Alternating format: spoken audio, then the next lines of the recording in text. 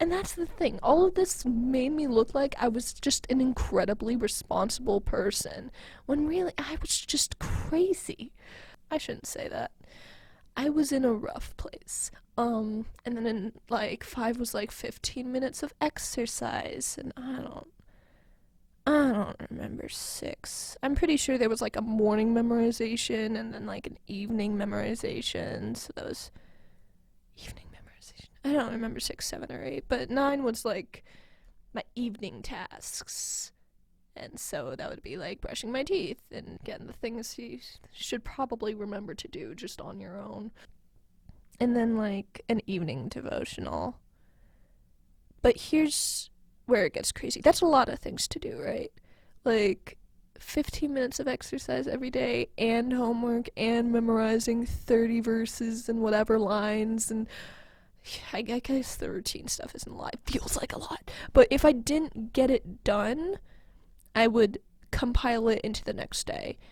And to keep track of it, because eventually it became too much to keep track of in my head, I put it down on paper in like what looked like code. Gosh, there was this one episode, this one TV show. I don't know what it is. My sister's friends were watching it in front of me, and I was like, ah. But it was like this girl that like wrote in like circles in her book because she was on like drugs or whatever, and I was like, oh, why is that relatable? Because that's what it looks like. It looks like, gosh, she's going crazy. But it got up to something crazy like 7 hours of exercise that I needed to do. And I remembered like I would also like compile like, oh, if I didn't brush my teeth yesterday, then I need to brush my teeth twice today. So I remember every once in a while, if I was having a really good day, I was like actually like getting progress done, I would be upstairs in my teeth brushing my teeth. In my bathroom brushing my teeth like 9 times. Like I would brush them, then spit, then brush them, then spit, then brush them, then spit. But eventually it just got to the point I was just like, this is crazy. I'm looking at this and I'm like, this isn't normal. This isn't okay. Like, I could pretend, but nobody else does this but me. And so at one point I was like, I can't stop. I want to stop. I can't stop. And that's when I realized, oh, this is a problem.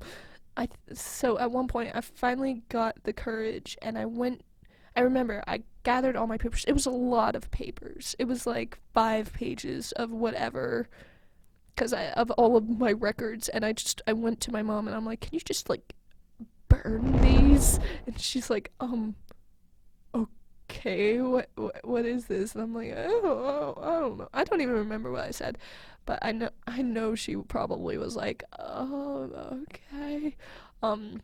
She ended up saving one paper, which I'm really glad about because I can use it as an example to show people. I don't remember what I did after that. I know I started therapy after that. I got a task list app, so it's just the cycle continues. I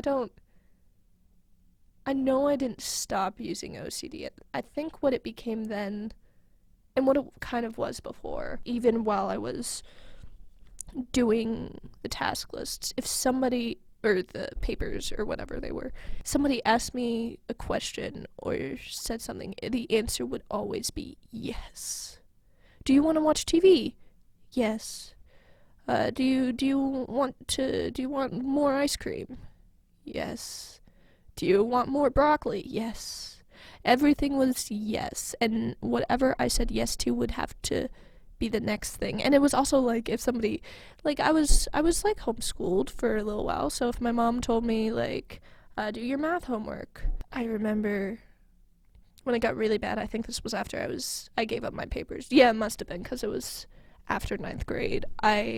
She told me, do your math homework, and I did 2 years of math homework over the course of a month. 2 years of math homework. It was Khan Academy, and she said, do your math homework, and my math homework wasn't done because there was always more. So I did geometry, I think it was, and algebra 2. 2 years of homework in the course of 1 month, just obsessively. which, was great in a way because, yay, then I was done with math. But at the same time, all I was doing was math when I was home. Constantly math. I was obsessing over math. And then the same thing happened with my science homework.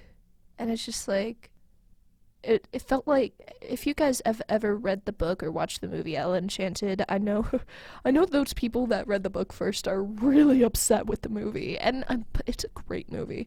I'm sorry, but it's a great movie. Even if it doesn't correlate with the book like it should, it's great.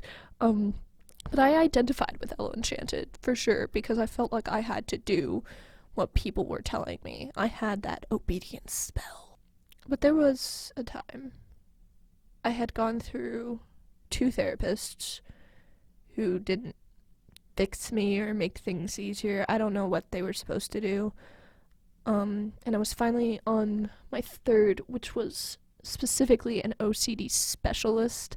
It was like 45 minutes away from our house. Like, that's how much we were like, we need someone that knows what they're doing, that knows this stuff. And at one point, I think my mom with the third therapist, I don't know why, but she was always in the sessions with me. It was really helpful. I don't remember why we decided that. I think it was because when I couldn't explain things, she could, or like she could like translate for me when it was difficult because she had been working with me for longer or whatever. But she kind of said from the beginning that my OCD was an asset that could be used if controlled. It's about learning to tame it, not to get rid of it. But at one point she was like, I don't think that anymore. I think you need to kill it. I think you need to kill the OCD. And that sent me into a spiral. Like, I wanted it better for sure, but at some level I never wanted to let go of my OCD. And that's kind of why I call it an addiction, because like, I know it's bad. I know it's bad for me. I know I shouldn't be doing it. I know life would be so much easier without it, but like, I didn't want life without it. I didn't understand how life could work without it. How do people make decisions? How do people do that? And I remember like there was like one Sunday school day when I was just having a bad day, and there was like some sort of verse. I don't remember where it is. I've told this story before and I've tried to find it and be like, what was that verse? But it was something about just kind of like giving it to God, and like, you're not supposed to do this all on your own. And I think that night I just kind of was like, I was at the end of my rope and I was like, God, I can't do this. I can't do this anymore. Please, like, I'm giving it to you. I'm giving it all to you. I'm taking my hand off the wheels. If you want my OCD to be gone, you let it be gone. I can't control whether it's here or not. And oddly enough, this was like junior year of high school, when I woke up the next day, I didn't have it. Like, I remember I woke up and I was like, I want to play this game on my phone. And then I played the game on my phone. And it was like, whoa, that's not a pattern. And I remember I was going to the therapist that day, and I was like, I think I might be healed of my OCD. And both my mom and my therapist were like, they didn't really believe me, but I was like, yeah, I think I'm healed. And honestly, for a while, I was. I didn't use my, like, all the OCD patterns that I had. It's like I didn't have them anymore. It's like they were just gone. And it was so amazing. But, like, at a point, I don't remember how, I don't remember when, but it came back. And it seeped into my life again. And I remember at one point at my theater, they were asking, like, the seniors to do devotional, or just any student to do devotionals, because it was like a student theater. And I wanted to tell the story, but I just felt so immensely guilty, like I was lying or something, because it had come back. Was I really healed? Like, did that really am I just lying about this? And today, I don't think I was lying. I think I was healed, and I think I went back to it. And I think that's what addicts deal with. It's hard to not go back to it, even after you're healed, even after you're better.